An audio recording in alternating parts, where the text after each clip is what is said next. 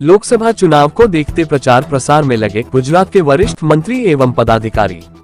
पोरबंदर गुजरात बाला हनुमान आश्रम कुटियाना पोरबंदर में एक भव्य चुनाव प्रचार का कार्यक्रम संपन्न हुआ। इसमें गुजरात के हेल्थ मिनिस्टर मनसुख भाई मांडविया तथा पोरबंदर सीट के सांसद रामजस भाई धड़क और बाबू भाई बोखरिया तथा जिला प्रमुख रमेश भाई उपस्थित रहे। इस कार्यक्रम को स्वास्थ्य मंत्री सहित प्रमुख पदाधिकारी ने संबोधित किया। पोरबंदर गुजरात से रमेश भाई की विशेष रिपोर्ट। पीएसआई थयो એટલે કે તમે જે ચૂંટીને મોકલો છો એ ભારતીય જનતા પાર્ટીની સરકાર, આ સરકાર સત્તામાં આવે છે તો સામાજિક ન્યાય આપવાનું કામ કરે છે।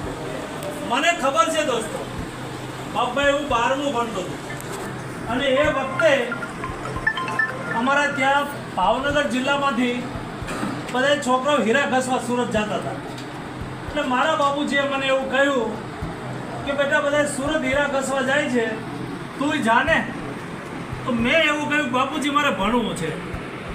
ત્યારે મારા બાપુજીએ મને એવું કહ્યું હતું, ગામડામાં રહીને એક ખેતી કરતા એવા મારા બાપુજી એણે મને કહ્યું હતું કે બેટા તારે આગળ ભણવું હોય તો અમે વધારે મહેનત કરશું, બરાબર સાંભળજો, 2 જણનું ભાગમાં વાવવા માટે રાખશો, કારણ કે તને ભણાવવા માટે ખર્ચો થશે, અમે તને ભણાવી ગણાવી દઈશું ભાઈ, પણ ભણાવ્યા પછી નોકરી ક્યાં મળે છે?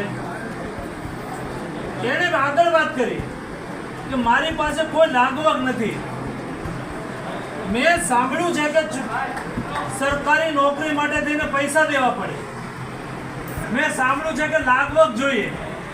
હું કોઈ નેતાને ઓળખતો નથી, મારી કોઈ લાગવગ નથી બેટા, આપણને નોકરી નહીં મળે।